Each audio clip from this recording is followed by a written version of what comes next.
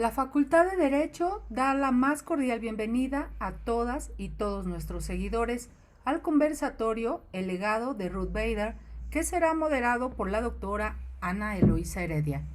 Adelante, maestra. Muchas gracias, maestra. Muy buenas tardes. Agradecemos la presencia de las académicas, académicos, autoridades de esta universidad, alumnos, alumnas, seguidores y público en general de Facebook Live. La Universidad Nacional Autónoma de México, Facultad de Derecho, a través de su División de Estudios de Posgrado, tiene el agrado de darles la más cordial bienvenida a este conversatorio, El legado de Ruth Bader Ginsburg. Es un honor dirigirme a quienes se encuentran en este presidium virtual. Hoy tenemos invitadas de un alto prestigio nacional e internacional que abordarán temas como la vida y obra de Ruth Bader Ginsburg, así como dos moderadores de gran trayectoria académica y profesional. Algunos datos pinceladas respecto a nuestras invitadas. Ministra Norma Lucía Piña Hernández, profesora de Educación Primaria de la Benemérita Escuela Nacional de Maestros, cursó su licenciatura en Derecho por la UNAM, especialidad en Psicología Social y Comunicación por el Instituto Nacional de Ciencias de Educación en Madrid, España, especialidad en Derecho Constitucional y Administrativo por la División de Estudios de Posgrado, especialidad judicial por el Instituto de Especialización Judicial de la Suprema Corte, especialidad en Argumentación Jurídica por la Universidad de Alicante, España, máster en Argumentación Jurídica por la Universidad de Alicante, España, doctorante en la División de Estudios de Posgrado de la Facultad de Derecho de la UNAM. Dentro del campo laboral, la ministra Más Piña tarde, Hernández estoy en una conferencia. Dentro del campo laboral, la ministra Piña Hernández se ha desempeñado en diversos cargos en su amplia trayectoria profesional dentro del Poder Judicial de la Federación. Solo por mencionar algunos como secretaria proyectista del Tribunal Colegiado en materia administrativa, secretaria de Estudio y Cuenta en Primera Sala de la Suprema Corte de Justicia de la Nación, jueza de distrito en Morelos en materia administrativa en el Distrito Federal, magistrada de circuito en materia administrativa en el primer circuito, actualmente a partir de 2015 como ministra de la Suprema Corte de Justicia de la Nación, ratificada por el Senado de la República. Dentro del campo académico ha impartido diversas conferencias a nivel nacional e internacional, así como clases en universidades públicas y privadas. Solo por mencionar algunas, UNAM, ITAM, Universidad Panamericana y ahora Escuela Federal de Formación Judicial, cultivando las áreas de amparo, amparo en materia administrativa y procedimientos constitucionales. Entre su obra escrita se destaca una decena de artículos y libros en las citadas líneas de investigación. Nuestra segunda invitada es la ministra en retiro Margarita Luna Ramos, licenciada en Derecho por la UNAM, especialista en Derecho Constitucional, maestra en Derecho y doctora en Derecho por la División de Estudios de Posgrado de la UNAM. Dentro del campo laboral, ha desempeñado diversos cargos en su amplia trayectoria profesional dentro del Poder Judicial de la Federación, entre los que destacan como oficial judicial, actuario judicial, secretaria proyectista en juzgado de distrito en materia administrativa, secretaria proyectista en tribunal colegiado en materia administrativa, secretaria de Estudio y Cuenta de la primera sala y de la segunda sala de la Suprema Corte de Justicia de la Nación, juez de distrito en materia administrativa, magistrada de circuito en tribunal colegiado en materia de trabajo, magistrada en la sala de segunda instancia del Tribunal Federal Electoral, magistrada del Tribunal Colegiado en materia administrativa, primer mujer consejera del Consejo de la Judicatura Federal por el Senado, perdón, también ha sido presidenta del Comité Interinstitucional de Igualdad de Género del Poder Judicial de la Federación. En el campo académico ha impartido clases en diversas universidades, tanto como la Facultad de Derecho de la UNAM, la Universidad de Estudios de Posgrado en Derecho, en el ITAM, en la Universidad Panamericana, en la Universidad Autónoma de Chiapas y también en la ahora Escuela Federal de Formación Judicial, cultivando las líneas de investigación de amparo, derecho constitucional, elaboración de sentencias, suspensión en el juicio de amparo, poder judicial, entre otras. Finalmente, en cuanto a su obra escrita, ha publicado más de una treintena de libros y artículos basados en sus líneas de investigación. Hay mucho que decir de ambas invitadas, pero a efecto de no restar tiempo a este conversatorio, es que se citaron algunas pinceladas de su gran trayectoria y desempeño académico y profesional, por lo que les pido un fuerte aplauso para nuestras invitadas. Por otro lado, les comento que estamos de manteles largos, no solo por las dos grandes personalidades que acabo de mencionar, sino también por los moderadores de lujo del día de hoy. En primer término, nuestro querido director de la Facultad de Derecho de esta máxima casa de estudios, doctor Raúl Contreras Bustamante, quien ha impulsado en su gestión el diálogo entre los operadores del derecho y nuestra comunidad académica. Al fomentar este tipo de eventos y lograr un acercamiento de la visión de la justicia, procurando romper paradigmas e incentivar la investigación, aunado que ha logrado posicionar a la Facultad de Derecho no solo como la número 1 en México, sino incluso en Iberoamérica. Gracias, querido doctor. En segundo lugar, también nos acompaña en la moderación nuestra querida jefa de la División de Estudios de Posgrado, quien al tomar la honrosa tarea de conducir la división, ha impulsado investigación e interacción entre actores del derecho académico y alumnos. Sin más por el momento, les cedo el uso de la voz a nuestro director en este diálogo, conversación o charla entre amigos, con las palabras de salutación de nuestro señor director, Raúl Contreras Bustamante. Adelante, doctor. Muchas gracias, doctora Heredia. Muy buenas tardes tengan todas y todos ustedes que nos están viendo en vivo a través de la página oficial de la Facultad de Derecho de Facebook. Estamos transmitiendo en este evento de lujo para la Facultad de Derecho. Quiero felicitar a la jefa de la División de Estudios de Posgrado por la magnífica idea de convocar a dos muy destacadas egresadas de esta facultad, a dos de las 12 mujeres que en la historia constitucional de México han ocupado un sitial en la Suprema Corte de Justicia y que esta tarde están aquí reunidas en su condición de ministra en funciones, ministra en retiro, pero ambas como académicas, como mujeres y como ejemplo para la comunidad de esta facultad. Comentaba yo con las ministras y con las distinguidas damas que nos acompañan en este presidium virtual, que en este año 2022, en esta generación 2022, ustedes saben que las generaciones entran adelantadas a partir de agosto, el alumnado está integrado en un 56% de mujeres. Esto, desde luego, pues que es una cuestión que a mí me gustaría que todos los jóvenes, y en especial las jovencitas que nos están viendo, sepan que no es esto la realidad en la que ha vivido siempre la facultad. Cuando la doctora Margarita Luna y su servidor entraron a la facultad, las mujeres eran cuando mucho el 10%. Así que el cambio que se ha venido gestando en estas últimas décadas ha sido fundamental. Y que las dos hayan decidido estar esta tarde para hacer comentarios sobre el papel de la jueza Ruth Bader en Estados Unidos y la trascendencia que tuvo su presencia en la Corte, pues es muy importante. La jueza Ruth Bader fue apenas la segunda mujer en ser integrante de la Corte Suprema de Estados Unidos y en 1993. A veces perdemos la dinámica y la óptica. En este país han sido muy pocas mujeres, pero han sido 12. En Estados Unidos apenas en los años 90 pudo entrar una segunda mujer, que es precisamente la persona que vamos a analizar y que van ustedes a escuchar la trascendencia. La verdad es que no quiero ser elogioso y no quiero excederme en mis comentarios, pero el funcionamiento de la Corte es muy distinta a partir de que las mujeres participaron en ella. La labor, los votos, la acción que nuestras invitadas de lujo hoy han tenido en el Tribunal Constitucional han sido tan importantes que la Facultad de Derecho después va a tener que organizar un conversatorio para analizar la obra de la ministra Margarita Luna cuando fue ministra y desde luego también el papel trascendente que Norma Piña está teniendo en nuestro Tribunal Constitucional y que dos ministras se reúnan para analizar pues, la vida, la trayectoria, la trascendencia de esta jueza tan importante para la impartición de justicia de Estados Unidos y van a ustedes escuchar por qué. Es muy importante para esta facultad.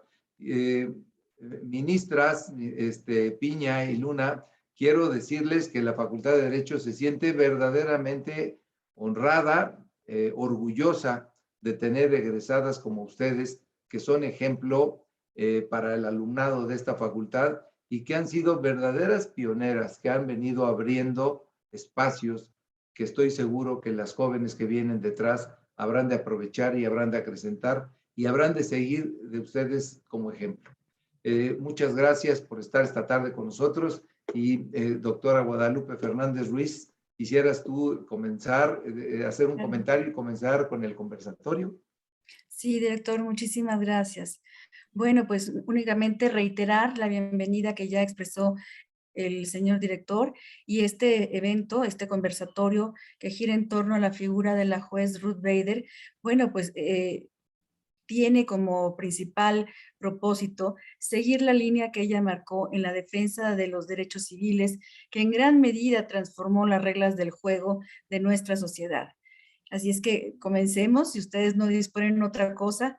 Y yo quisiera comenzar, querida ministra en retiro, Margarita Luna Ramos, estamos hablando de una figura icónica, de una figura emblemática, de una gran abogada nacida en el seno de una familia judía en la década de los 30.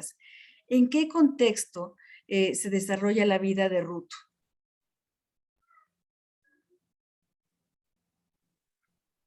Pues primero que nada, muy buenas tardes a todas y a todos. Es un placer siempre estar en nuestra alma mater, en nuestra Facultad de Derecho, y agradezco muchísimo la invitación a participar en este conversatorio, tanto de la organizadora, que es la doctora Guadalupe Fernández, y bueno, la presencia de lujo de nuestro querido director, y además estar acompañada de mi amiga y compañera, la ministra Norma Lucía Piña Hernández, y además pues con todo este ramillete de maestras y alumnas de nuestra facultad, nuestra moderadora, Rosa Carmen, Lorena, Leslie, y bueno, siempre es un gusto estar con la comunidad universitaria.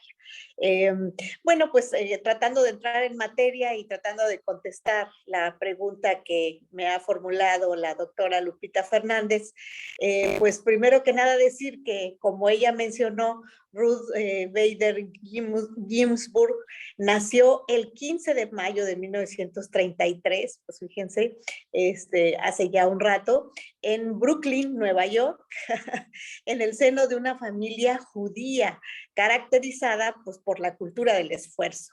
Estudió en un high school que se denominaba James Madison, donde desde muy temprana edad ella demostró ser una extraordinaria estudiante. Se graduó, pero no pudo asistir a su graduación por un acontecimiento realmente triste, el fallecimiento de su madre, que pues sucede un día antes precisamente de su graduación. Siempre tuvo presente los consejos y las enseñanzas de su madre, como aquella de que una mujer debe tener siempre dos atributos principales: ser una dama y ser independiente. Recordó con especial melancolía, sobre todo, siempre la gran bonomía de su madre, quien, influenciada por el pensamiento, sobre todo de la época de que la educación universitaria pues se destinaba a los varones.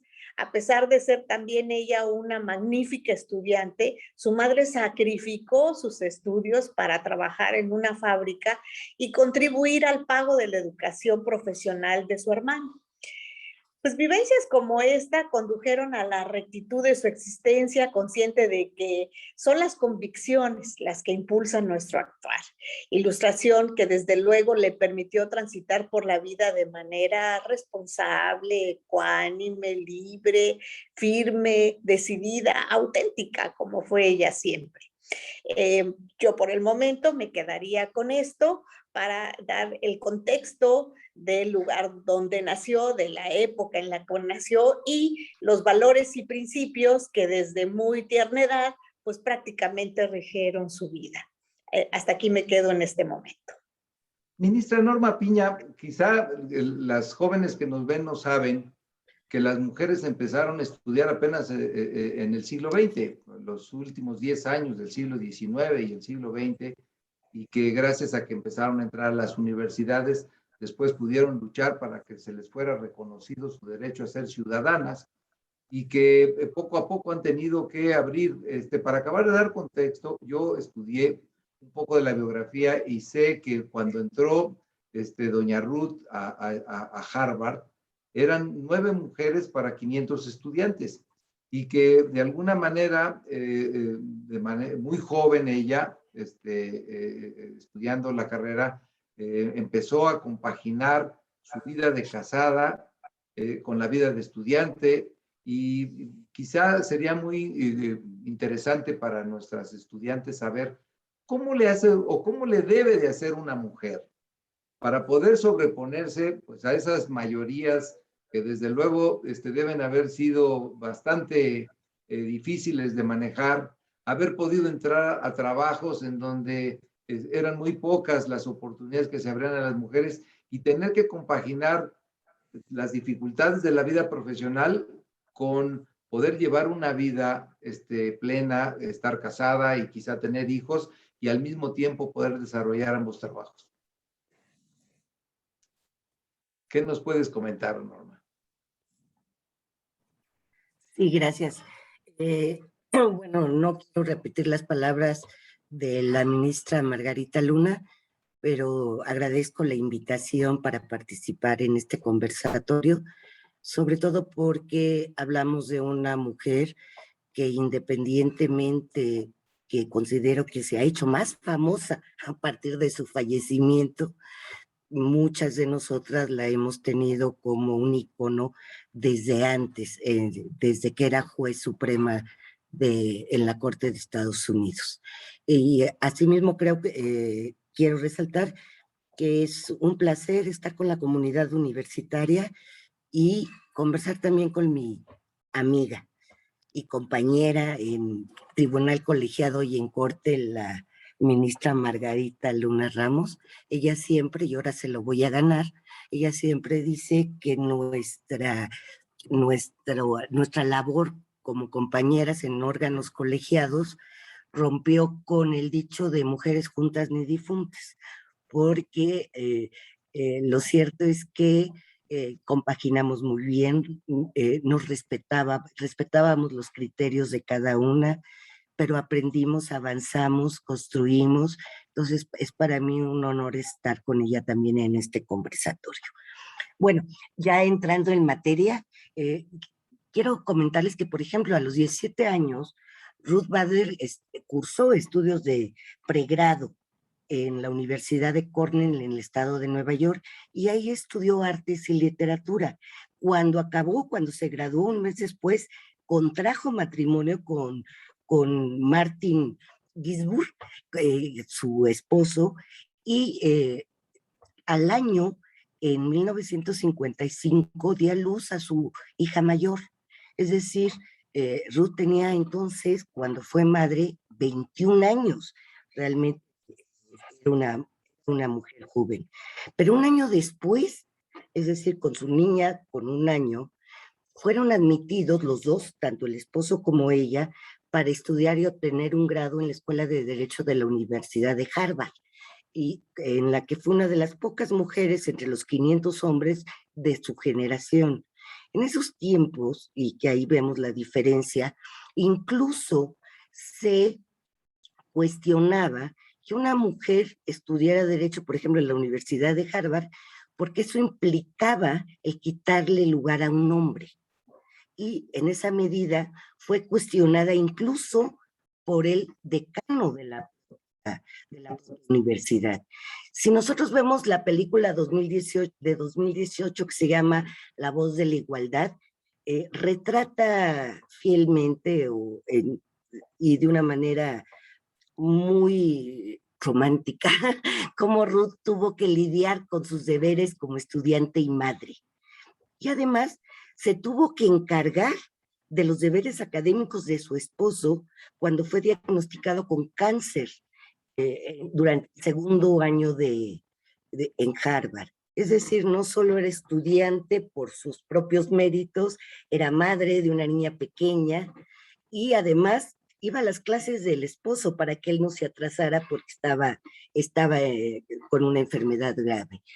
Sin embargo, posteriormente, ella también se dedicó a escribir en una publicación periódica de la Escuela de Derecho, que es la revista con mayor reconocimiento en Harvard, en cuestiones de derecho.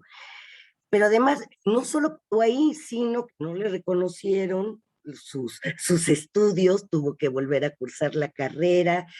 Posteriormente, los despachos en que aplicaban para trabajar le negaron la oportunidad incluso de entrevistas, y solamente por el hecho de ser mujer. Incluso hubo un ministro de la Corte que le negó el que trabajara en su ponencia, porque esos cargos estaban dedicados exclusivamente a los hombres. No obstante, la Ruth tenía incluso una recomendación por parte de un profesor muy afamado y de prestigio de la Universidad de Harvard. ¿Qué hizo Ruth en este contexto? Lo que hizo ella, se le cerraron las puertas en los despachos, en todos lados. Entonces ella acudió al refugio que normalmente acudimos todas las mujeres, que es el ámbito académico. Que en ese entonces, digo, estaba como que era más etiquetado, que la función académica correspondía a las mujeres que a los hombres. Entonces ella se dedicó al ámbito académico en la Universidad de Rutgers, y sin embargo percibía un salario menor al de sus pares porque bajo el pretexto de que su esposo ganaba muy bien. Ella fue una de las 20 mujeres que enseñaba derecho en todo Estados Unidos. Podemos ver que era una mujer muy convencida, muy congruente, con mucho compromiso, que supo compaginar totalmente su vida como madre, como esposa, como académica, y además en el litigio estratégico, defendiendo precisamente sus convicciones.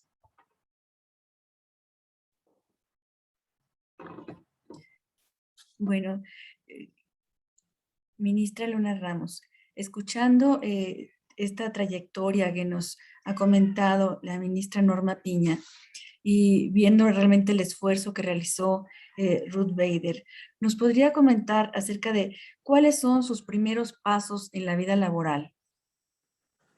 Con muchísimo gusto, Lupita. Sí, tal como lo señaló la ministra Piña, bueno, pues tuvo el gran problema de la enfermedad de su esposo. Pero yo aquí quiero también hacerle un reconocimiento a su esposo. ¿Por qué? Porque su matrimonio se dio en un contexto en el que la vida pues prácticamente giraba alrededor de las decisiones del esposo. En esa época pues era la esposa la que estaba sometida total y absolutamente a lo que el esposo decidiera.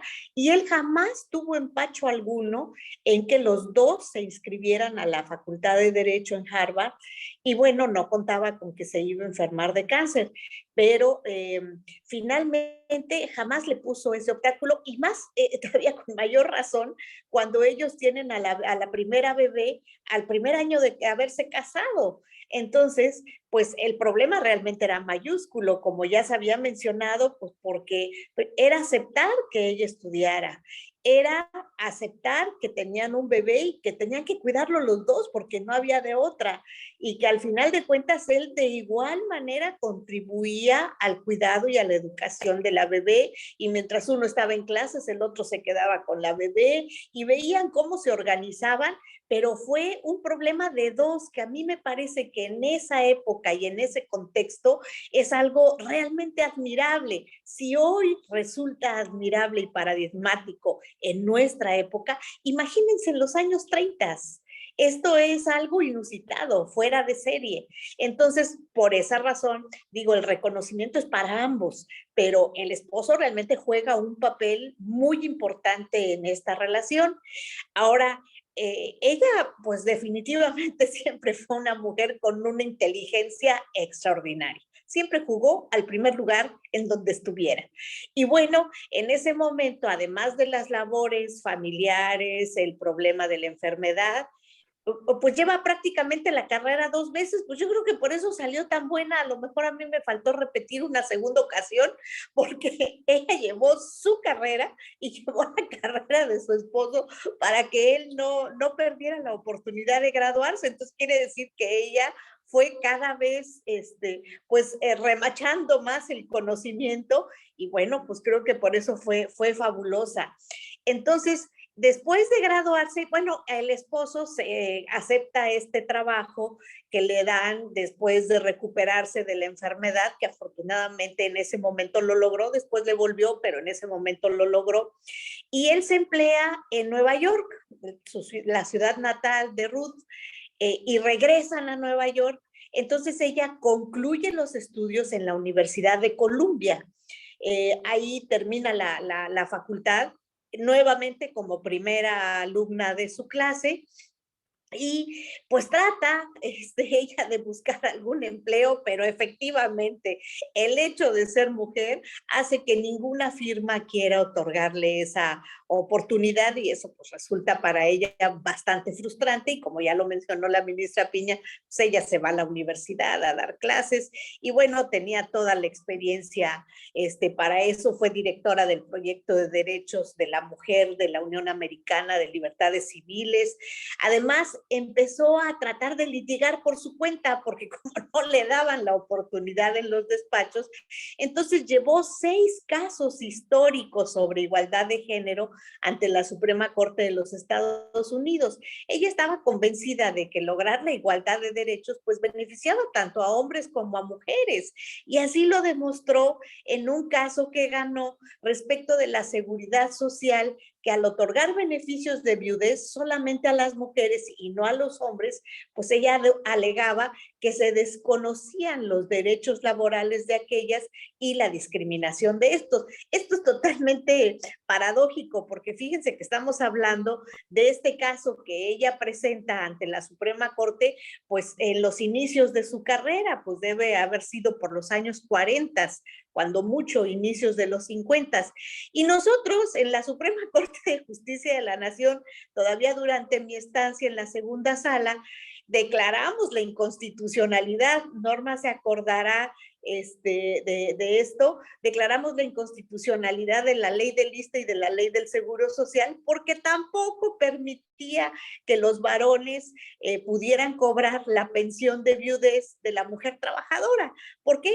Pues por la concepción muy arraigada de que el proveedor del hogar es el varón, y que solamente puede cobrar una pensión de viudez. La ley decía cuando se acredite que hay dependencia económica o que hay algún problema de discapacidad. Entonces, fíjense ustedes, esa concepción con nosotros todavía hace relativamente poco tiempo, cuando ella, siendo una mujer de avanzada, una mujer de vanguardia, estamos viendo que gana un caso de esta naturaleza, pues hace muchísimos años antes.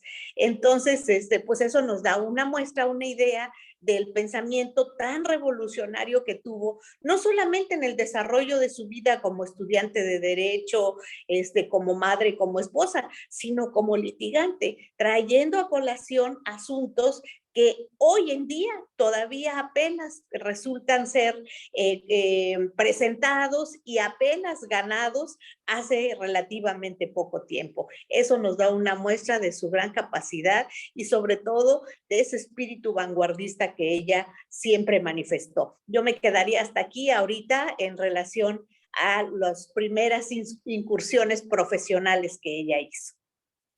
Yo estoy seguro que muchas de las cosas, de los problemas y las circunstancias que tuvo que superar Ruth Bader, también nuestras comentaristas de hoy las han tenido que vivir guardando las proporciones. Yo les digo que después vamos a hacer un evento para que nos platiquen de su vida, de cómo vienen de Chiapas o cómo tienen que venir superando con esta cultura del esfuerzo tantos retos. Y otra de las cosas que creo que coincide mucho con la carrera de ustedes dos es que doña Ruth fue una jueza que llega a la corte por reconocimiento también de su carrera judicial. entiendo que fue una trayectoria judicial.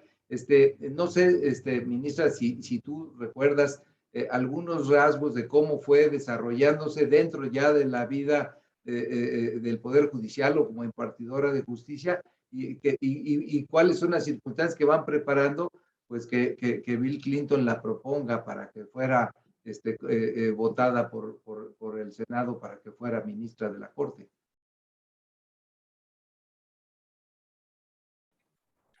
Sí, claro. Efectivamente, Ruth Bader llegó a ministra a partir de una carrera judicial, al margen de que era académica, profesora de Derecho, postulante en litigio estratégico.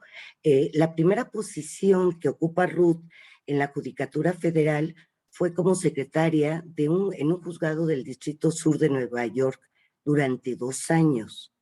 Posteriormente, en 1978, el Congreso estadounidense aprueba una ley que forma el sistema judicial para incrementar significativamente el número de juzgados y tribunales de circuito. Y una de las acciones afirmativas contenidas en esa ley consistió precisamente en procurar que los nombramientos se dieran entre mujeres y grupos minoritarios en consideración de la propia experiencia de las personas y las aptitudes demostradas de los candidatos como de las candidatas. En 1980, el presidente Jimmy Carter nomina y el Senado confirma a Ruth Bader para ocupar una vacante en la Corte de Apelaciones del Circuito Judicial del Distrito de Columbia. Es lo equivalente a lo que serían los magistrados de circuito en México. Y durante la magistratura, durante su labor, se le reconoció, fíjense, se le reconoció una posición moderada entre jueces de corte conservador. No era, todavía no hacía patente su convicción feminista, era una bastante moderada como en la Corte de Apelación. Pero en el año de 1993, cuando el presidente Bill Clinton la nomina para integrar la Suprema Corte de Justicia, de conformidad precisamente siguiendo la línea con la política de diversidad que el presidente buscaba implementar en el máximo tribunal. Ella fue, como usted lo dijo, doctor Raúl Contreras, la segunda mujer y la primera persona de religión judía en ser nominada como ministra de la Suprema Corte de Justicia de la Nación. El Senado de los Estados Unidos confirma con una votación de 96-3. En consecuencia, Ruth Bader toma protesta como ministra de la Suprema Corte el 5 de agosto de 1993, en la que estuvo hasta el año 2020, en la que falleció. Cabe observar que yo, leyendo la biografía de Ruth Bader, cuando le preguntan en el Senado qué pensaba sobre determinados temas, sobre que podrían implicar una posición liberal o conservadora, ella contestó que ella no podía en ese momento pronunciarse al respecto, porque esto implicaba adelantar un criterio que posiblemente implicara un impedimento o una responsabilidad para cuando tuviera ese caso. Es decir, Ruth Bader no demostró o no hizo patente su creencia liberal, feminista, etcétera, sino que precisamente dio ese tipo de contestaciones, que además yo comparto, porque se implicarían una respuesta en cuestión de impedimento de responsabilidad, lo que hace notorio que era una mujer de carrera judicial totalmente. Gracias. Bueno, vemos que como Ruth Bader toma la batuta en distintos terrenos, en materia de género, pero también caracterizada por no soportar la injusticia. En este sentido, quisiera que pudieran platicarnos acerca de sus criterios como ministra de la Corte. Su fama de juez valiente, vanguardista, que indiscutiblemente fue enorme, y les pediría que comentaran algunos asuntos trascendentes alrededor de la juez Ruth Bader.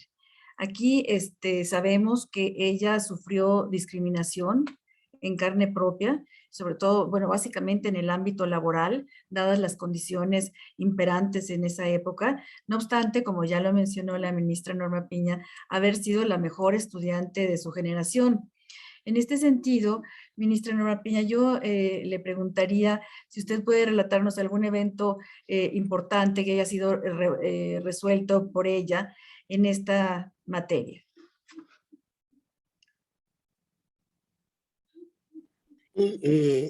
Gracias, doctora Fernández Ruiz. Uno de los criterios, porque fueron varios, pero uno de los criterios que sostuvo Ruth Bader en 1996 fue el caso de Estados Unidos contra el estado de Virginia. En este asunto se analizó, estaba en función de un instituto militarizado de ese estado en que era la única mujer, la única escuela de que se admitían solo determinadas personas de un solo sexo, en este caso varones, dentro de la institución de educación del Estado Superior del Estado de Virginia. Esta escuela, esta institución tenía como misión distintiva la de producir soldados, hombres capacitados para ejercitar tanto en el ámbito civil como militar. Que de acuerdo a dicha institución, las políticas académicas o públicas de dicha institución, lo que buscaba era utilizar un método de entrenamiento único para instaurar disciplina mental y moral en sus alumnos varones. Se demandó al estado de Virginia, así como al instituto, alegando que la política de admitir un solo sexo violaba la 14ª enmienda relativa a la protección igualitaria de las personas. La Corte de Distrito votó a favor del instituto y el Cuarto Circuito Judicial revocó esta determinación y ordenó al estado de Virginia reparar dicha violación constitucional. ¿Qué hizo el instituto? En cumplimiento de esta determinación, el Estado propuso una solución inteligente para sus intereses, pero que realmente no reparaba la violación. ¿Qué hizo? Pues entonces creó un programa de educación militar exclusivo para mujeres, enmarcado dentro del plan de estudios de una universidad privada que solo admitía mujeres.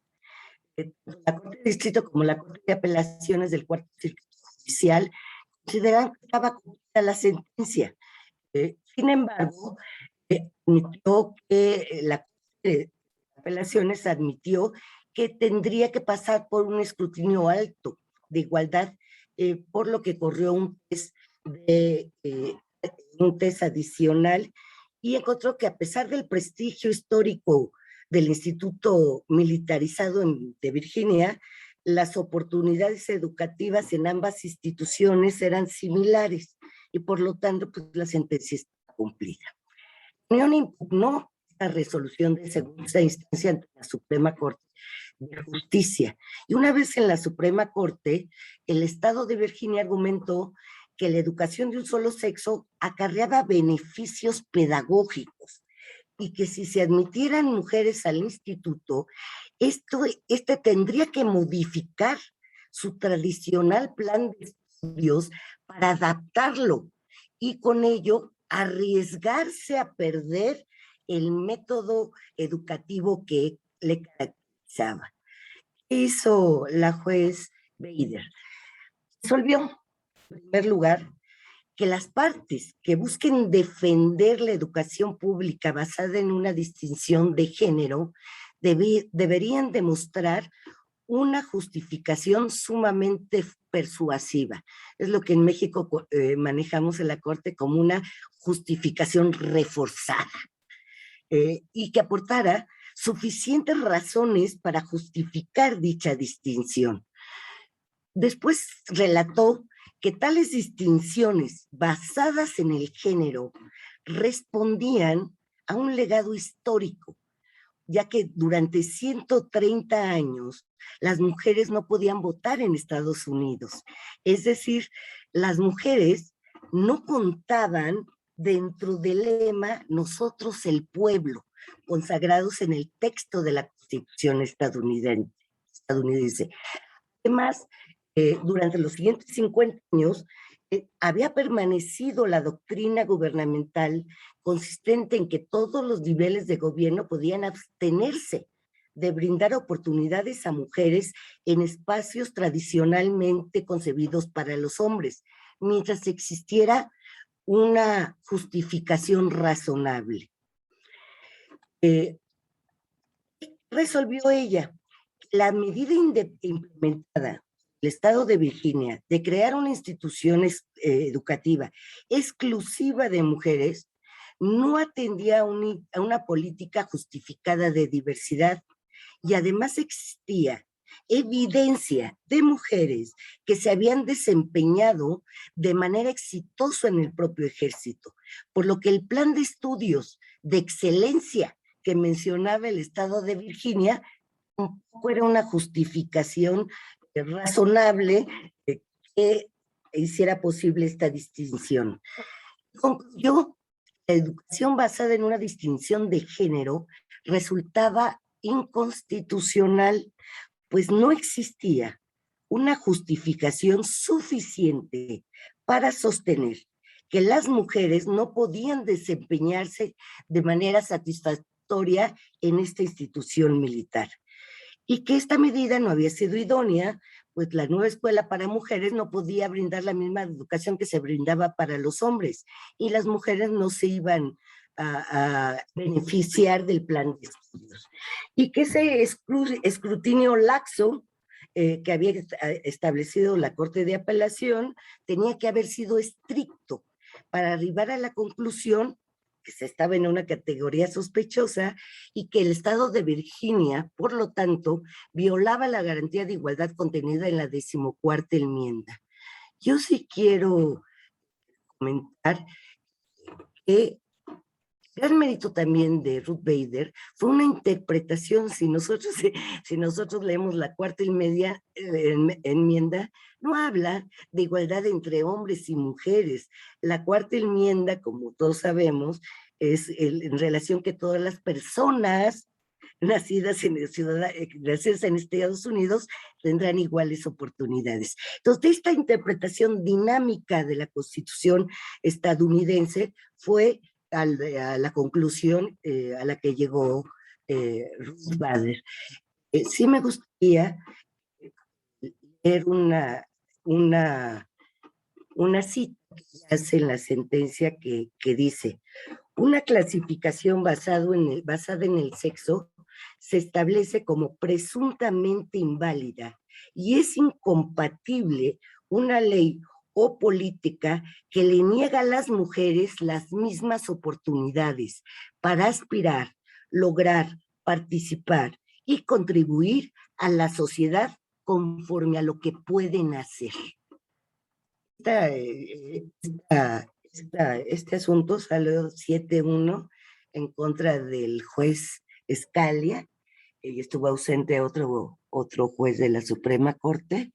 Y después les quiero comentar algo de la relación de Ruth Bader con el juez Scalia, que él era conservador, pero fue una relación muy bonita entre ellos dos. Gracias. Muchas gracias. Yo creo que estos criterios de la ministra Bader se debía pues a que, como ya lo comentaron ustedes, judía, mujer, seguramente tuvo que superar muchas discriminaciones, se convirtió pues en una defensora y una intérprete de esta 4ª enmienda. Margarita, yo me acuerdo que ella se hizo muy famosa porque defendió, por ejemplo, asuntos como el Obamacare, que incorporaba a la salud pública pues a los menos favorecidos económicamente, o bien aquel muy polémico caso en donde se legalizó el matrimonio de personas del mismo sexo y creo que ella fue el voto definitivo para ganar esa votación. ¿Tú te acuerdas de estos casos, ministra Luna Ramos? Sí, desde luego, ella pues siempre fue una postura vanguardista, siempre fue una mujer que iba un paso adelante, no solamente en lo jurídico, sino en todos los asuntos de su vida. Desde luego, en cuestiones médicas, ella tuvo una participación pues realmente importante. Y bueno, a mí sí me gustaría comentar, además de estos que tú ya has señalado, un caso, el Browell versus Hobby Lobby Stores, que de alguna manera tuvo tuvo una repercusión enorme, sobre todo en cuestiones de salud. ¿Por qué en cuestiones de salud?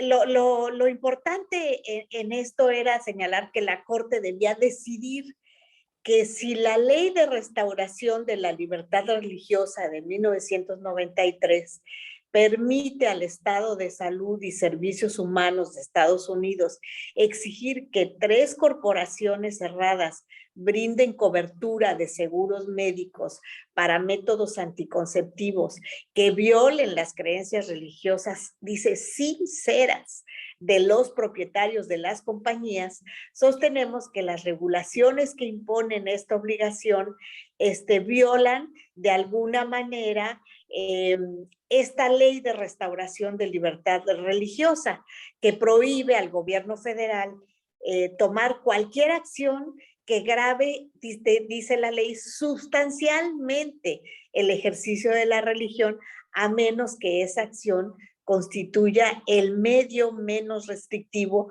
de servir a un interés gubernamental imperioso. Entonces, en estos casos, el problema son las regulaciones de esta ley promulgadas bajo la protección de los pacientes y el cuidado de la salud asequible de 2010.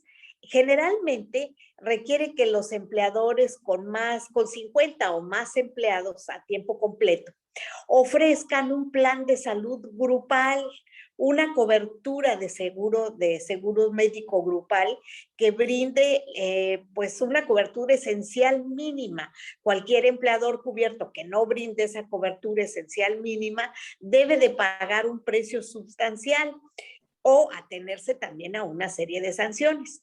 Específicamente, si un empleador cubierto proporciona un seguro de salud grupal, pero su plan no cumple con los requisitos del plan de salud de la ACA, pues es posible que el empleador deba pagar, fíjense, $100 por día por cada individuo afectado. Y estamos hablando de corporaciones de 50 empleados o más. Entonces, pues se les vuelve realmente una sanción trascendente, de muy alto costo. Entonces, ¿qué fue lo que sucedió? Que al aplicar en estos casos este criterio de que si la empresa por sus condiciones religiosas no podía aceptar algunas situaciones de la legislación, en este caso concreto lo que sucede es que se trata de una fábrica en la que, pues al parecer se inicia en el garage de los dueños de manera pues muy esencial, pero va creciendo de una forma impresionante y en un momento dado pues llegan a tener una fábrica con unas instalaciones enormes y con muchísimos empleados, pero ellos tenían una extracción menonita de carácter muy conservador en el aspecto religioso. Entonces, ¿qué fue lo que sucedió? Que esta cobertura de seguros de las leyes que habíamos comentado les obligaban a tener que cubrir dentro de muchos aspectos de la aseguranza las pastillas anticonceptivas, no previas, sino las posteriores a lo que aquí le llamamos la píldora del día siguiente. y habían establecido como 3 o 4 tipos de este tipo de medicamentos que deberían estar cubiertos precisamente por estos seguros. Y pues resultó que estas corporaciones dijeron, pues la idea siempre es reflejar de manera honesta una restricción que nos da nuestra propia religión, y nosotros decimos de manera muy honesta y sincera que no estamos en la posibilidad de cubrir esto porque va contra nuestros principios. No lo podemos establecer y no podemos pagar. Y fíjense que si no lo hacemos, ¿a dónde vamos a parar en cuestión de sanciones de carácter pecuniario? Pues la empresa va a quebrar y pues, al final de cuentas, pues mucha gente se va a quedar desempleada. Entonces, la Corte resolvió este asunto diciendo, pues sí, de un análisis muy estructurado y además tomando en consideración una serie de precedentes. Ustedes saben que en Estados Unidos el precedente prácticamente es una ley, que es el sistema al que hoy está tratando de migrar la Suprema Corte de Justicia de la Nación, pero que finalmente en Estados Unidos, pues bueno, como es un sistema del common law, pues prácticamente el juzgador tiene esa doble función, no solamente resolver las controversias que se presentan a su consideración, sino también hacer leyes. Y la hacen cada vez que en un momento dado están resolviendo una cuestión litigiosa. Entonces, el sistema del precedente en Estados Unidos es importantísimo, porque incluso en cada caso concreto que se resuelve, se traen a colación una serie de precedentes para saber si se está o no precisamente en ese mismo supuesto, y con el afán de no violar el precedente. ¿Por qué? Porque para ellos es ley. Entonces, después de analizar una serie de precedentes y una serie de casos que resultaban ilustrativos para el que estaban analizando, llegaron a la convicción de que debían proteger a la empresa precisamente tomando en consideración estas manifestaciones que ellos llamaban honestas y sinceras, de que no podían pagar esta cobertura de aseguranza porque iba en contra de sus convicciones religiosas. Entonces, que no podían hacerlo. Entonces, la Corte dijo, en estos casos no se le debe de establecer una restricción, y tienen razón, se les está afectando en una situación de conciencia a la que ellos realmente tienen derecho. Sin embargo, el voto disidente de ella fue muy ilustrativo. Y aquí, ¿qué es lo que sucedió? Lo que finalmente ella dice en el voto disidente, concluye que los casos que están relacionados únicamente con el mandato anticonceptivo, no debe entenderse que nuestra decisión sostiene que en un mandato de cobertura de seguro debe caer necesariamente si entra en conflicto con creencias religiosas. Ella se pone en un plan, a ver, una cosa es la aseguranza, una cosa es el cumplimiento de los lineamientos del seguro, y otra muy diferente son los conflictos con las creencias religiosas del empleador. Entonces, lo que se debe de pensar es en otros requisitos de cobertura, como las inmunizaciones pueden estar respaldados por diferentes intereses, por ejemplo, con la necesidad de combatir la propagación incluso de enfermedades infecciosas, y pueden involucrarse diferentes argumentos sobre los medios menos restrictivos de proporcionarlos, pero la Corte está asumiendo, según esto, para los propósitos de esta ley, que el interés de la salud, fíjense la manera de pensar, que el interés de la salud y el bienestar de la mujer es convincente y no ha encontrado los medios adecuados para servir a ese interés. Lo que motiva al Congreso a adoptar una enmienda de la salud de la mujer. Y entonces dice, creo que existe un interés primordial en mantener a los tribunales fuera del negocio de evaluar los méritos relativos de las diferentes afirmaciones religiosas o de sinceridad con la que se sostiene una creencia de este tipo. Dice, de hecho, aprobarse algunas afirmaciones religiosas mientras se considera que otras no merecen esa acomodación, pues estamos haciendo una discriminación hasta cierto punto.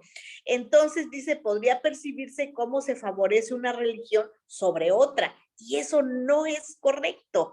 Entonces, este mismo riesgo para el que se diseñó la cláusula de establecimiento para este tipo de medicamentos, la Corte dice, creo que está llegando o se está aventurando en un campo minado. Dice, ¿por qué? Porque de alguna manera está limitando las exenciones religiosas en virtud de esa ley a las organizaciones formadas con un propósito religioso, cuando aquí la aseguranza en realidad no va con ningún propósito religioso, sino que se dedica fundamentalmente a llevar a cabo ese intercambio de bienes y servicios y de proveer a los trabajadores precisamente de esa protección en el aspecto salud, sin tomar en consideración otro tipo de situaciones que al ponderarlas podemos sobreponer otro tipo de cuestiones en materia de religión. Y son dos cosas muy diferentes. Una cosa es la aseguranza de los trabajadores para establecer ciertas condiciones de salud, y otra muy distinta son las situaciones que en un momento dado exigen ponderación. Y pues al parecer la idea fundamental de ella era que no se debería de tomar en consideración este tipo de situaciones para establecer o no la aseguranza en relación con estos medicamentos o con estas, sí, fármacos preventivos que de alguna manera ella justificaba. ¿Por qué razón? Porque decía, no, en las empresas lo que sucede es que no lo aceptan porque consideran que de alguna manera, desde el momento de la concepción, se está dando una vida ajena. Y dice ella, no, el problema es que esto ni siquiera se ha concebido todavía cuando se llega a tomar esta pastilla y al final de cuentas están realizando una ponderación no correcta en ese sentido.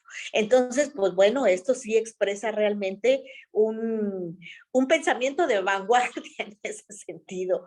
En ese sentido, nosotros también en la Suprema Corte de Justicia de la Nación resolvimos en algún momento precisamente todo lo relacionado con la píldora del día siguiente.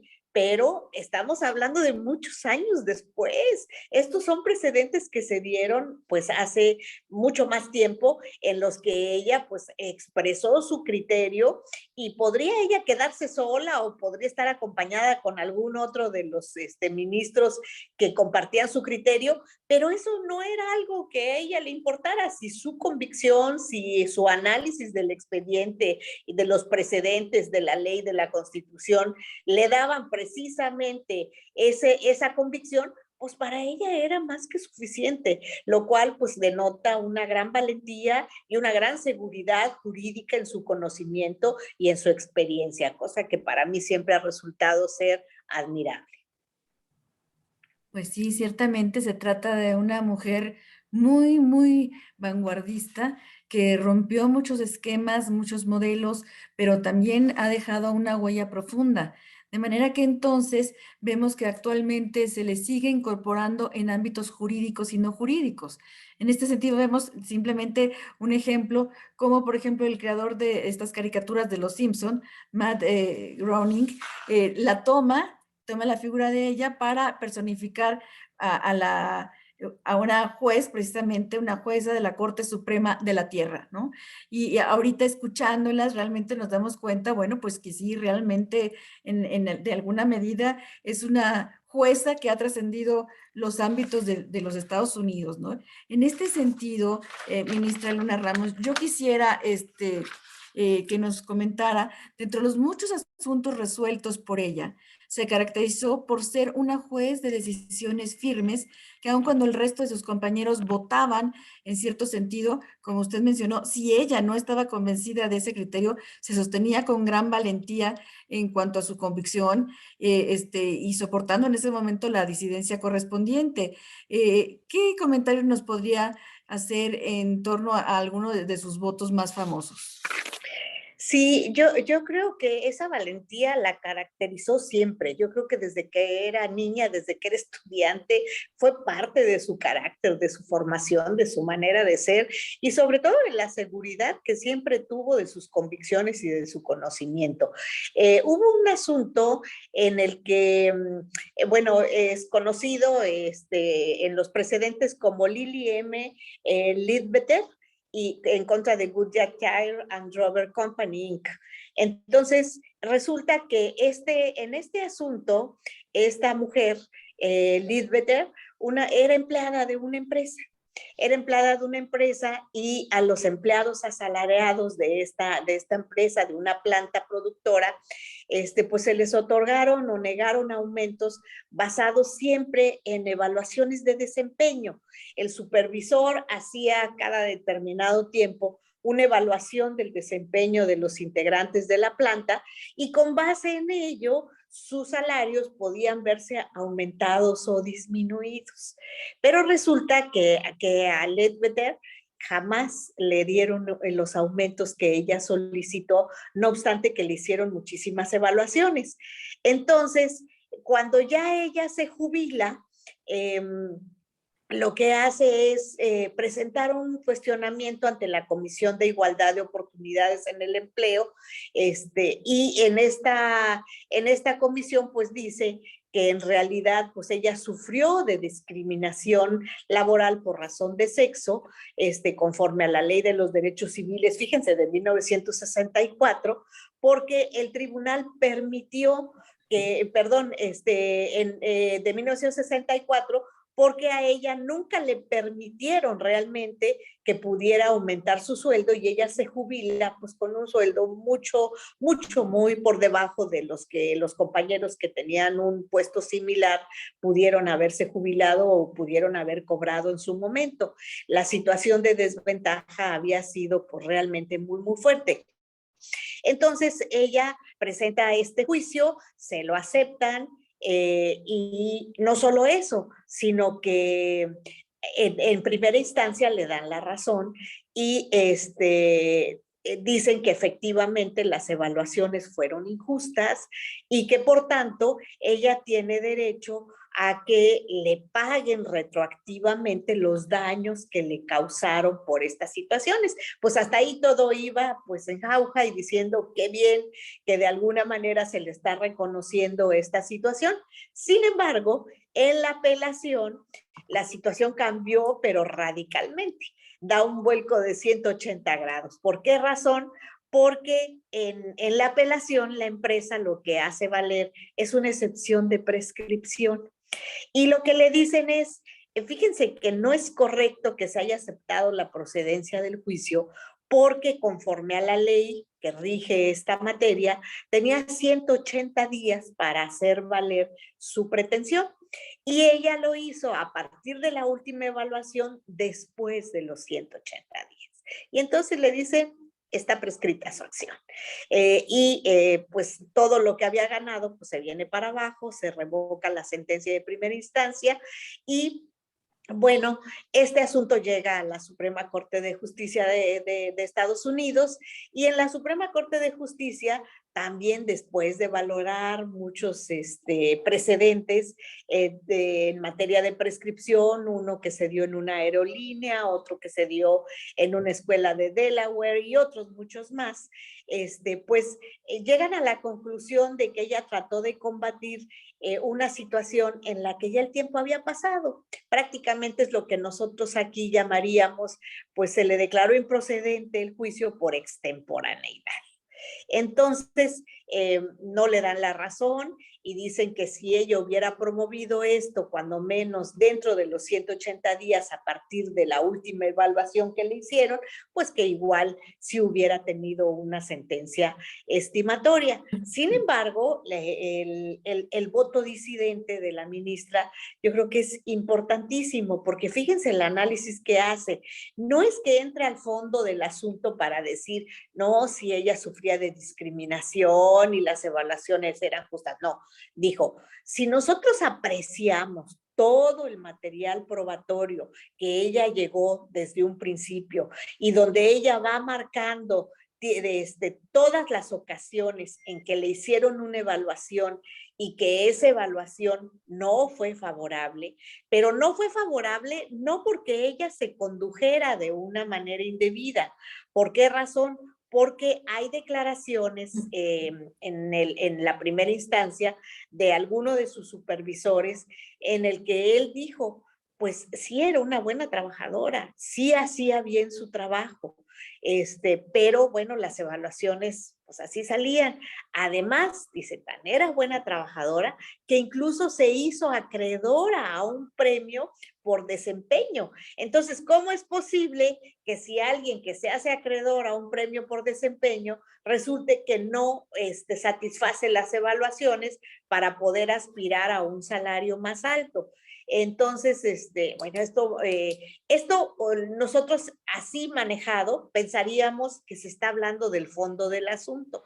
Sin embargo, la relación que la ministra hace para determinar que en este caso concreto podía salvarse el problema de prescripción, es que dice ella, a ver, fue una situación generalizada, fue una situación que se dio durante muchos años en su desempeño como trabajadora.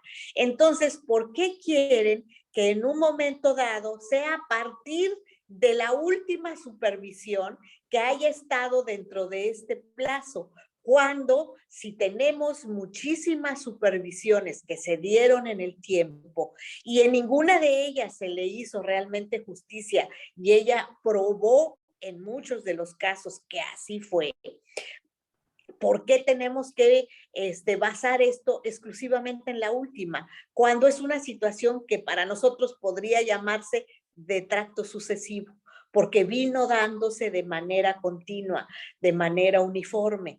Entonces dice, si el reclamo de ella no era la última supervisión, el reclamo de ella fue siempre el desempeño que se tuvo como trabajadora adecuado y que no obstante eso, jamás se le reconoció simple y sencillamente por el hecho de ser mujer. Entonces dijo, no podemos supeditar esta acción a la última supervisión y a partir de ahí contar los 180 días.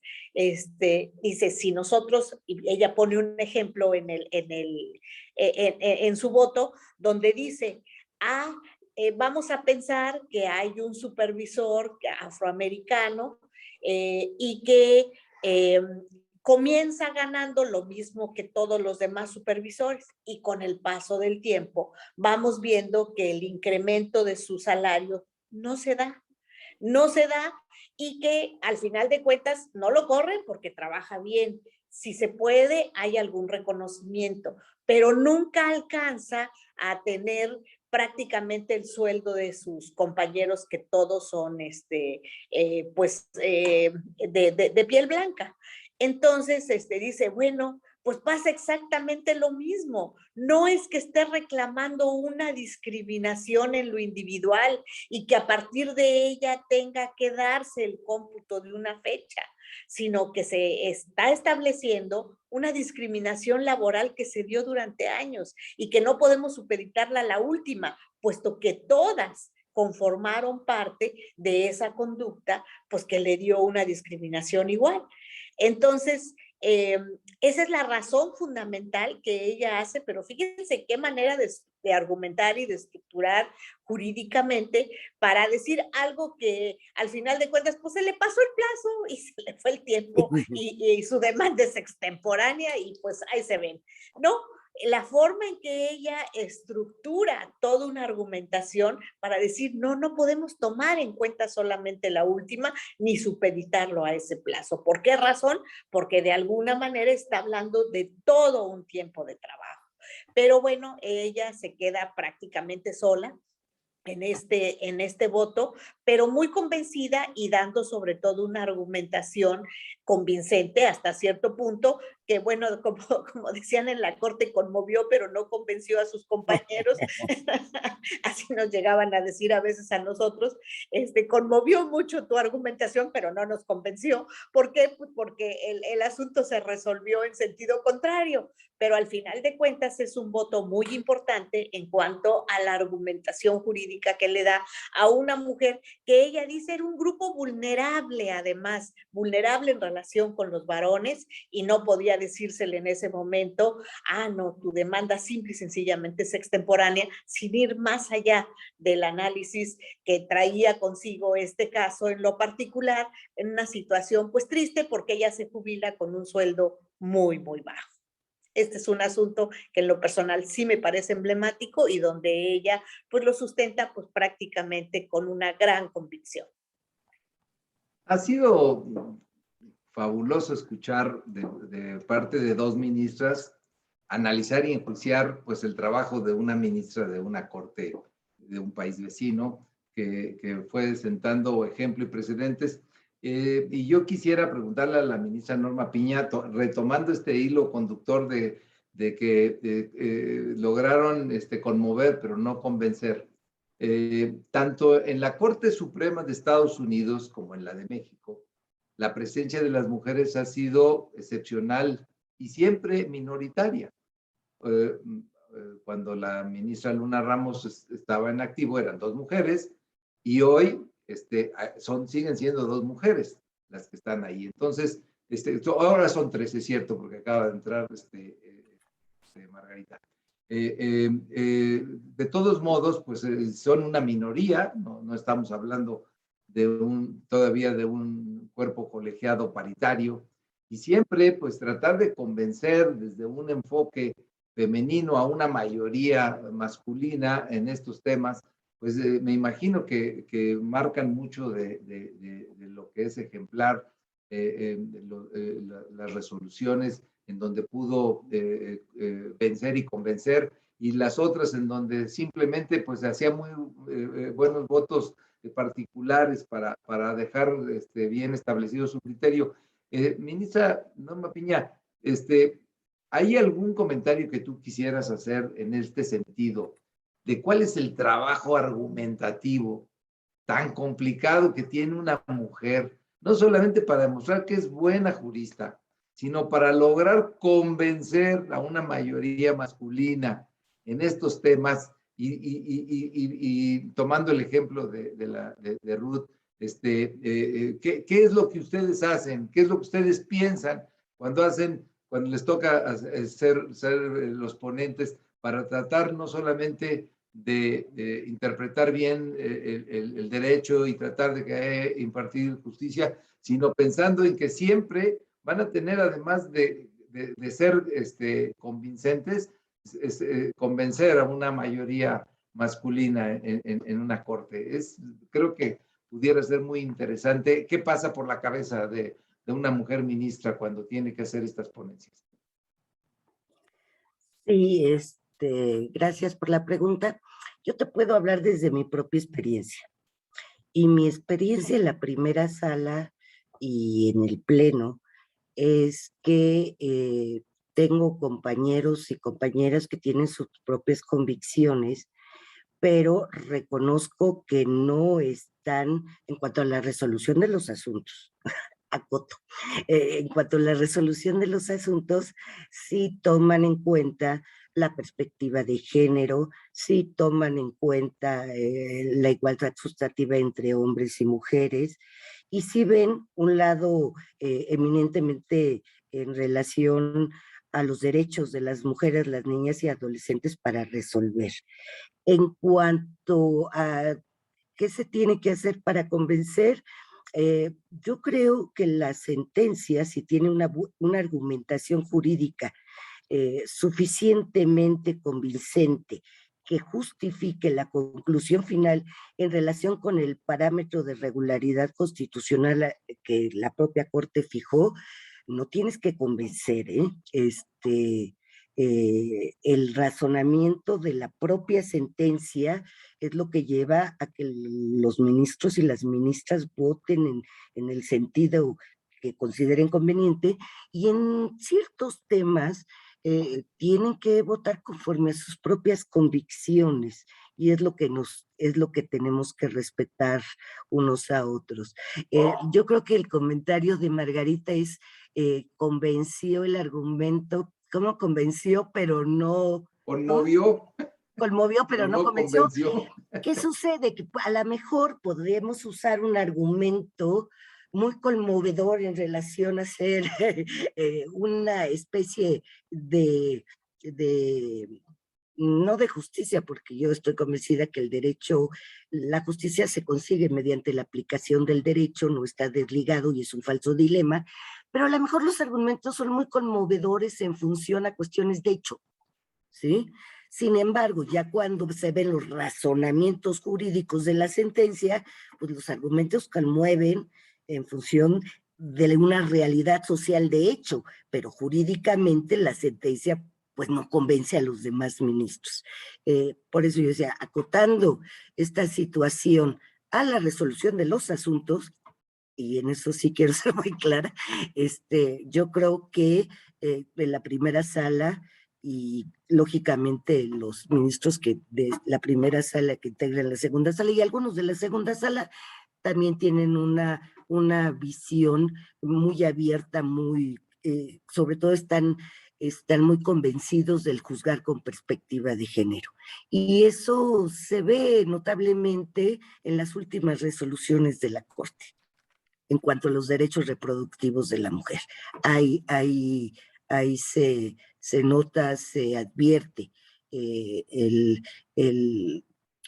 que los hombres ministros, los varones ministros, hayan votado incluso con argumentos de perspectiva de género, que sean acordes con el primero constitucional, etcétera, ¿no? No solo el cuarto, sino el primero, no solo el cuarto constitucional, sino el primero constitucional.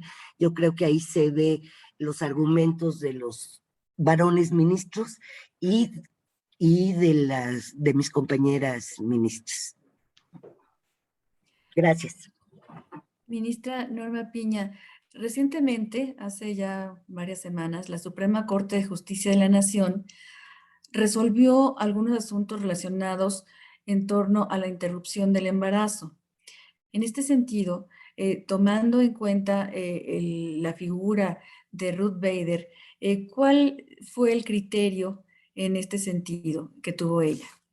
Mira, un caso específico que tocó conocer a Ruth Bader fue con relación a una ley local del estado de Texas que se aprobó en 2013, que era la denominada ley HB2. En esta sí se aceptaba la interrupción legal del embarazo, pero se impuso diversas restricciones a la práctica de este procedimiento. Entre ellas, que los médicos que prestan el servicio de interrupción legal del embarazo venían a obtener privilegios adicionales en cuanto a su admisión en hospitales locales que no estuvieran a más de cierta distancia de la clínica, y además que todos, y esto es muy importante, que todos los centros sanitarios que ofrecieran el servicio o la atención de la interrupción legal del embarazo debían cumplir y convertirse esencialmente en mini hospitales, tenían que ser hospitales, y también conocidos como clínicas, centros quirúrgicos ambulatorios. El Centro de Derechos Reproductivos presentó una demanda en nombre de 5 clínicas tejanas y 3 médicos y sus pacientes. Y lo que se cuestionó precisamente fue el establecimiento de estos requisitos y privilegios de admisión de los médicos tratantes. Y argumentaron al respecto que las cargas regulatorias que se imponían en esta ley iban a reducir drásticamente el número y la distribución geográfica de las instalaciones médicas en el estado de Texas, donde las mujeres pudiesen acceder a un aborto seguro, mientras que no proporcionaba esas restricciones, no le proporcionaba ningún beneficio a la mujer, a la paciente. y que además este tipo de restricciones iban a producir una barrera de acceso, una obstaculización de los derechos de las mujeres para acceder a los servicios de la interrupción legal del embarazo, violando así la 14ª enmienda constitucional. Ahora, sí había un reporte de que antes de la emisión de dicha ley existían más de 40 clínicas y a partir de esa ley se reducía el número de 19. Este asunto tuvo diversos recursos, se confirmó en algunos, se suspendió la aplicación de ley en otro, hasta que por fin llegó a la Suprema Corte de Justicia, a la Suprema Corte de Estados Unidos. Ahí, ¿qué resolvió la Corte? Estableció que la ley tejana sometida a revisión resultaba inconstitucional, ya que imponía cargas excesivas al derecho de las mujeres de acceder a un aborto seguro. Se reiteró la doctrina de la cátedra de la prueba indebida, es decir, que en un control sobre las legislaturas locales se requería que los tribunales es que no son inferiores, son de jerarquía más abajo, no inferiores, no porque sean más o menos, sino de jerarquía inferior, examinaran de oficio si esas restricciones al aborto tenían realmente beneficios tangibles que superaran las cargas en la realidad, y si no fuese así, pues se tendrían que eliminar. ¿Qué dijo la Corte en conclusión? Dijo, un Estado tiene legítimo interés en que un aborto sea realizado bajo una reglamentación que brinde seguridad para la paciente. Pero una norma estatal que busque reglamentar la práctica del aborto y como resultado imponga un obstáculo no deseado no puede considerarse constitucional. Aquí Ruth Bader hizo un voto concurrente. ¿Y qué dijo en ese voto concurrente? Ella dijo, la ley tejana reducirá sin duda alguna el número de clínicas y doctores con permiso de practicar abortos. Existían estudios de otras instituciones que afirmaban que había procedimientos como el alumbramiento mismo, el parto, que eran mucho más peligrosos para la salud de la mujer que la interrupción legal en sí mismo. Y dado ese contexto, resultaba más allá de lo racional que la ley tejana protegiera la salud de mujeres y al mismo tiempo hacía más difícil para ellas tener el acceso a un aborto seguro. Que cuando el Estado limitaba el acceso a procedimientos abortivos seguros y legales, las mujeres en circunstancias desesperadas terminaban acudiendo, a falta de algo mejor, a practicantes sin licencia, poniendo con ello en riesgo su vida y su salud. Y en este sentido concluyó que las leyes como las que se analizaba no podían sobrevivir a una revisión constitucional por la Corte. Esta tuvo con una votación 5-3 y sí se aprobó en ese sentido la inconstitucionalidad de esta aprobación de requisitos.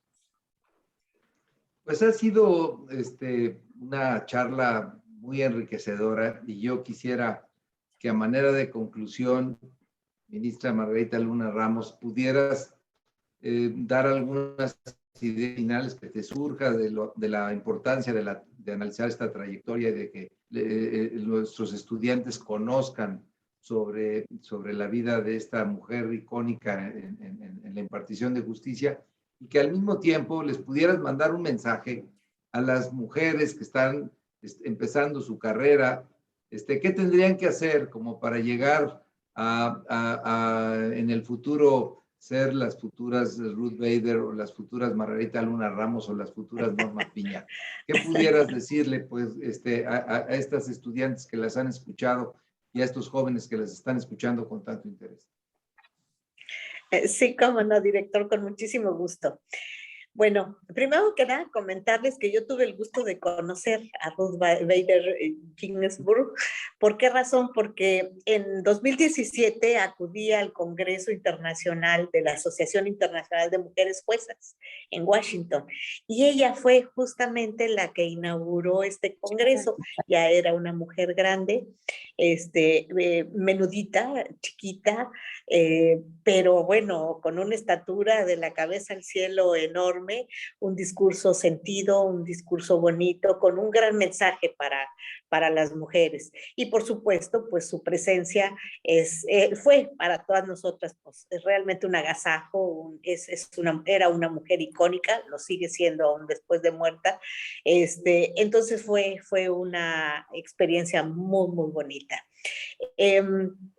Yo creo que ella se caracterizó por ser una juzgadora, como ya se ha dicho, de excelencia, una mujer estudiosísima, una mujer contundente, vehemente, muy autónoma, no podemos dejar de reconocer esto, independiente, pero sobre todo fue una incansable luchadora por los derechos de la mujer, la igualdad y la no discriminación. Ella decía que ella siempre trató de enseñar a través de sus opiniones. Es decir, el maestro que enseña con el ejemplo, que predica con el ejemplo, pues es el mejor maestro. Podemos decir muchas cosas, pero cuando nuestra actitud y nuestro comportamiento es otro, pues no se nos cree tan fácilmente. En cambio, ella fue una gente que siempre predicó con el ejemplo. Entonces ella decía, yo trato de enseñar a través de mis opiniones, a través de mis discursos, cuán incorrecto es juzgar a las personas sobre la base de su aspecto, color de piel, ya sean hombres o sean mujeres. Entonces, fue también muy reconocida, y eso hay que ver que siendo mujer, una mujer que pues nace en los años 30, quiere decir que hay un reconocimiento enorme a su persona, reconocida nacional e internacionalmente. Y solo por mencionar el premio, pues casi de los últimos que le fue otorgado por su destacadísima labor en defensa de la igualdad de género y de los derechos civiles, fue el World Peace and Liberty Award, también conocido como el Nobel del Derecho. Fíjense qué importante. Fue conferido por la World Jurists Association y la World Law Foundation. Constituye un reconocimiento de la sociedad civil al compromiso inquebrantable en la defensa del Estado de Derecho como garante de la libertad. Esta distinción, fíjense a quiénes ha sido otorgada. Ha sido entregada a grandísimas personalidades, al igual que ella, entre otros, a Sir Winston Churchill, a René Cassin, a Nelson Mandela, al rey de España. Nada más para que se den una idea, es un premio pues muy, muy importante. Ruth Bader Ginsburg es el modelo a seguir para la juventud. A propósito de lo que el director decía de qué se les puede comentar a nuestras jóvenes estudiantes de Derecho, es el modelo para la juventud, el ícono en la defensa de la igualdad entre hombres y mujeres, el símbolo en la impartición de justicia. Con ella, pues yo creo que se ha ido mucho más que una gran mujer. Yo creo que se fue toda una época, y una época de transición que hoy nos brinda una forma diferente de ver el horizonte para las mujeres.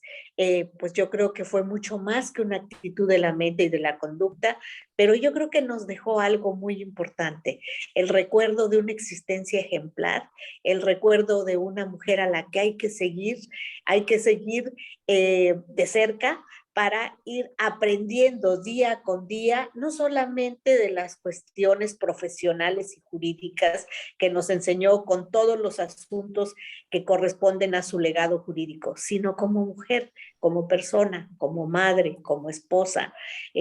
Yo creo que fue una mujer realmente extraordinaria a la que tenemos mucho, mucho que aprender.